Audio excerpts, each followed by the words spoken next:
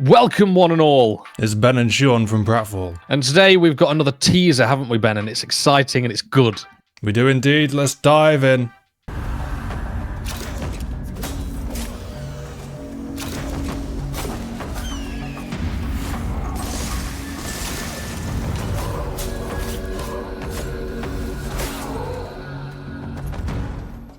Okay, so Ben, the main meat and potatoes of the teaser obviously is the new mechanics involved in the grappling hook. So we can obviously pull enemies towards us and grapple two enemies. So that's exciting. Yeah, man. Yeah. So how do you think it's going to work? Because I think the most obvious thing would be a new upgrade, essentially, to the grappling hook. There's already upgrades in the game, obviously, to where I think it just increases the range of it. Yeah. So that feels like it would make sense. There could potentially be something in the skill tree for it, which is, I think, less likely, but... Oh, I'd not thought about that. I think that's definitely possible. But I think we're in agreement, right? It's either a skill or a new variant of the grappling hook.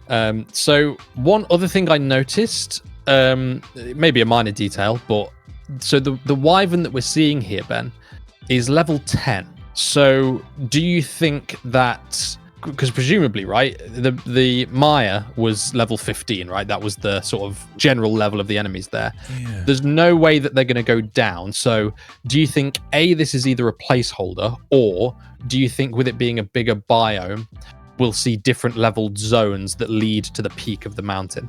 That's fascinating. I didn't even notice that. Yeah.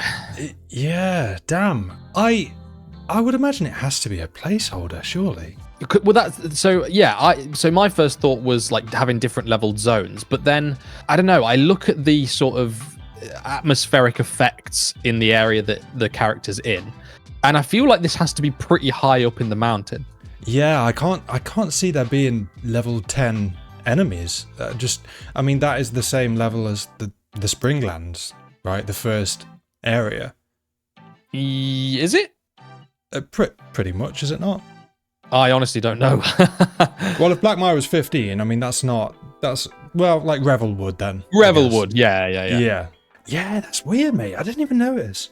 Yeah, I did clock that. I'm hoping that it's not a placeholder and that there's just different leveled zones. I think that would be really fun. Obviously, I'm pretty sure all the enemies in the Blackmire were level 15. Well, that's it. Different level zones sounds cool, but I don't think we really have that with the current biomes, do we? No, we have the different biomes that tend to have like set levels, I think. Yeah, and we've kind of assumed that this is going to be the quote-unquote end game, at least for now, in terms of, I imagine it's going to be harder than the Kindle Wastes, for example.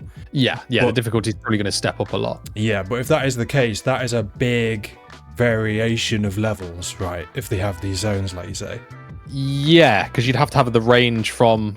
Well, obviously, we know the level cap's going up to 30, right? So you'd have level 10 to level 30, potentially. Yeah. So it depends. I suppose it depends how big the biome is. If the biome is vastly bigger than what we've come to know from seeing the Maya and stuff like that, then I think it's entirely possible that we will have, you go in potentially at level 10 at the low areas and then work your way up to 30. I suppose it depends how big they're thinking. I wouldn't mind that, to be honest. I think that's a cool idea. Yeah, I'd love to see that. Now, you noticed something that I didn't as well, Ben, didn't you? Did I? Oh, of course. Yes. So, in the first sort of half of the teaser, we've got our man in the gold armor here. We can get a closer look of it now, which is nice, and it looks bloody beautiful. It's gorgeous, isn't it? Oh, I'm just now noticing too, it has the purple gems on it. Does it? Yeah, I didn't realise that. I thought it was just the other two that we've seen. Where are the gems? You can just... So when he, kind of swings back and brings his right arm back, you can see, one purple gem. If you go, literally 2 seconds in. Yes, I see it. So all the armor sets that they've shown have these purple gems. That can't be a coincidence. It is very interesting, isn't it? And even, to be fair, I mean, this is probably irrelevant, but, inside the wyvern's mouth, that's purple as well. It is. Yeah, it is. I don't know what that could mean. Hey, maybe that's how. Maybe it's like the wyvern's teeth. Mate, could you imagine? That'd be sick. It's the wyvern's teeth. Yeah, you don't mind it. You just have to farm the winter wyverns. Mate, that'd be sick. I'm gonna be disappointed now if that's not the case. And then also we have a glimpse at what I believe is a new sword. I'm pretty sure it is. I don't think there's any sword that I've seen in the game that has that specific shade of like cyany, tealy blue, right? Yeah, very cool, very wintry, very frosty. It is very frosty indeed, Ben. Now, just before we move on to the latter half of the teaser, there's one other thing I noticed that could be somewhat insignificant, but could be a really major sort of mechanic within the update. So, can you see the icy border around the screen? Oh, it was like part of the hood, essentially. Yeah, exactly. Sure, yeah. So the first trailer that we saw about this update mentioned the implementation of certain survival aspects in the new update.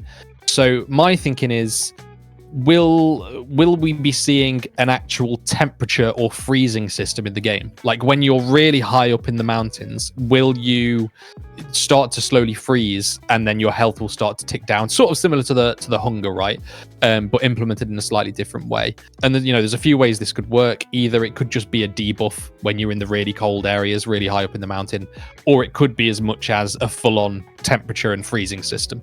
Given that the last update included some kind of survival mechanics, I can't imagine that is the final build of that, for lack of a better term. Mm-hmm. But yeah, I would imagine that won't be a thing as far as the default settings, but when you go into survival, I think there may be a new option now, yeah. Yeah, I was going to ask you that, whether you think that it would just be for the survival game mode specifically, or whether you think it would be implemented in the game by default. Yeah, it's tough to say, isn't it? Yeah. But I think, considering the fact that starvation isn't a thing by default, you'd expect them to exclusively keep these survival aspects to the survival game mode, to bulk it out. Sort of like, when we played the survival game mode, we obviously talked about how we wanted to see it progress and stuff and more features be added to it. So the temperature system would be a good way to do that. Yeah, I think considering the game has been out for close to a year now, it'd be a bit strange if they turned around and said, hey guys, now you're just suddenly going to have to deal with cold and warmth all the time. Yeah. Warmth doesn't sound very threatening, does it? Oh, you're going to be nice and toasty, guys. Better be careful, man. So, moving on to the latter half, we obviously see, first of all, a new armor set, which looks gorgeous. It's very similar to the wolf armor set that we saw previously. And sort of the main thing I wanted to ask, so, you guys in the comments may be able to have a better idea of this than Ben and I, but Ben, do you think the location of the map that we're seeing here exists already, and they're just using it to show off the armor and stuff like that and the grapple hook? Or do we think this is going to be a new section of the map that leads from the Nomad Highlands towards the mountains or something like that? So I'm gonna answer that with another question. What do you think the red glow is all about? Because that definitely appears to be new. Yeah. It could be something they've just added to an existing location. They obviously have adjusted various locations like throughout the updates that we've had. But no. I think it would make sense, like you said, as a section that leads up to the mountains. Yeah, that's where I'm sitting on at the minute. In terms of the red glow, I don't know, man. Like, we obviously have like quest items and stuff that we find, but I don't know. It doesn't look like that to me. It looks different. It could be as insignificant as it being just ambient lighting, but if that's the case, it feels a little bit out of place to me. Yeah, I don't think it's going to be ambient lighting. I think it'll be some kind of collectible thing, whether it's a quest item or maybe a new kind of chest or something. Yeah, sure. I don't know, man. I don't know. They knew we'd notice that, and they knew we wouldn't know what it is. It's placed purposefully, for sure. Yeah, it's very snaky. But like I say, we obviously get a nice look at this new armor set, which is similar to the wolf set. It has like a stealth scout vibe to it. The last thing we obviously see in this last section is, as well as being able to pull enemies closer to us, which in of itself is a fantastic addition, we're also going to be able to grapple towards certain enemies. Now, my question would be, do you think what determines this? Do you think we can choose which one we try to do, or do you think it's determined by the size of the enemy? Because we could do it with the wyvern, right? because it's, you know, it's obviously a big creature, but it's somewhat dainty and stuff, and, you know, you would be able to pull it. Whereas the scavenger matron, you're not pulling that. You're not pulling that thing. Do you think you'll be able to find like a wild goat or something and just drag it home with you? I hope so, man. If you have the stamina for it. I really hope so. Keep pulling it in. That's a good question. I hadn't really thought about that in terms of weight and stuff. I mean, the wyvern's pretty big though, man. But it's also in the air. It is in the air, but it's pretty huge. I'd imagine if we can pull that, then aside from... I mean, like, the matron's a boss enemy. So I would say you can't pull boss enemies to you because that would be kind of silly. Yeah, sure. But pretty much anything else. I can't think of any other regular enemies that are bigger than the wyverns. Yeah. One other thing, actually, Ben, that you made me think of a minute ago. Do you think there may be a third function added to the grapple hook where you could just launch it at a goat and just attach it to it that almost creates a tether between you and the goat so you can just drag it freely? Oh, mate, that would be so good. And so useful as well. So useful, yeah. Oh, I don't know. That's a great idea. You could take your dog out for a walk. Oh. Oh, don't tease me like this, Ben. You started it, man. Oh, yeah. That's a good point. Oh, well, even if some of our theories don't end up getting implemented to the game, who knows? They may add them later. You know, we're still in early access. The game's still being actively developed. So I'm sure all the systems that we're seeing implemented and have seen implemented will continue to be developed in different ways, and they'll add, you know, fun little things as they go on. But that's all we've got. We've scoured the trailer as much as we can for any little juicy tidbits. If you guys have seen anything that we've missed, do let us know.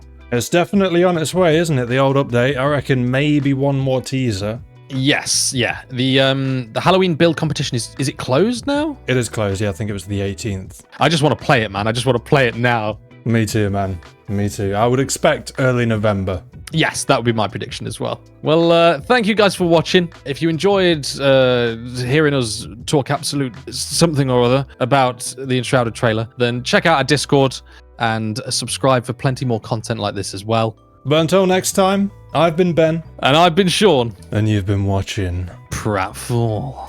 Goodbye. Bye.